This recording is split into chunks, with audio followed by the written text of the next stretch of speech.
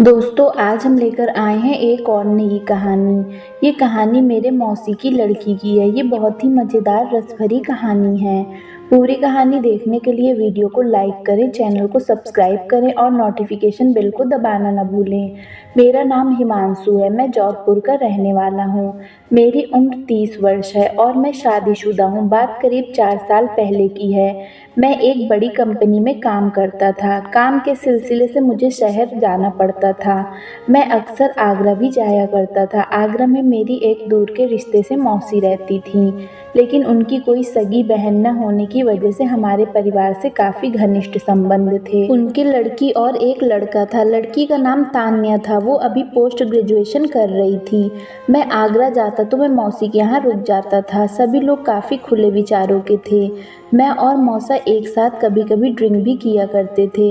जब भी मैं मौसी के यहाँ जाता तो तान्या मेरा बहुत ही ज़्यादा ख्याल रखती थी।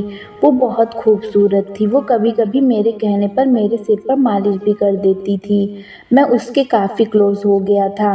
एक दिन अचानक ही तान्या के दादाजी का देहांत हो गया, जो कि उसके चाचा के घर पर रहते थे। इस वजह से मौसी और मौसा को तान्या के चाचा के घर कुछ दिन के लिए जाना पड़ा। उसी दौरान मेरा भी आगरा जाना हुआ। मैं तान्या के घर गया। अक्सर मैं आगरा 4-5 दिनों के लिए जाता था। तान्या के घर थोड़ी देर रुकने के बाद मैं शहर में अपने काम के लिए निकल गया। मौसा जी से फ़ोन से मेरी बात हुई तो उन्होंने मुझसे बोला कि तान्या और उसका छोटा भाई घर पर अकेले हैं, तुम उन्हीं के पास रुक जाना तो उनको कोई परेशानी नहीं होगी। मैंने हाँ कह दिया। फिर मैं काम के लिए जाते समय तान्या को बोला शाम को मिलते हैं। ये सुनकर वो भी खुश हो गई। रात को करीब 8 बजे मैं तान्या के घर पहुंचा। घर पहुंचते ही तान्या ने खाने के लिए बोला। उसने खाना तैयार करके रखा। तान्या, उसका छोटा भाई और मैं खाना खाने बैठ गए। खाना खाने के बाद हम टीवी देखने लगे। थोड़ी देर बाद तान्या ने बोला, भैया आज मुझे लैपटॉप में आप अपनी शादी की फ़ोटो दिखाओ। सर्दी के दिन थे तो हम दोनों रजाई के अंदर अपने पैरों को डाल रखे थे। मैंने लैपटॉप निकाला और उसको दे दिया। वो फ़ोटो देखने लगी। तान्या रजाई के अंदर मेरे पास बैठ गई। तान्या मुझसे फ़ोटो देखकर पूछती कि ये कौन है, वो कौन है। मैं उसको बताने लगा। तान्या का छोटा भाई टीवी देख रहा था। टीवी के शोर की वजह से मैं और तान्या दूसरे कमरे में चले गए। वहां जाकर वापस उसी तरीके से हम बिस्तर पर बैठ गए। तान्या बोली, भैया मैं आपसे कुछ कहना चाहती हूँ। लेकिन तान्या कुछ कहती उसके पहले ही तान्या के छोटे भाई के कमरे से टीवी की आवाज़ ज़्यादा आ रही थी तो तान्या रुक गई। थोड़ी देर बाद मैंने छोटे भाई के कमरे में जाकर देखा तो टीवी चल रहा था, लेकिन तान्या का भाई सो चुका था। तान्या भी मेरे पीछे पीछे आ गई। हम दोनों पूरी तरह से निश्चिंत हो गए कि वो अब सो गया है।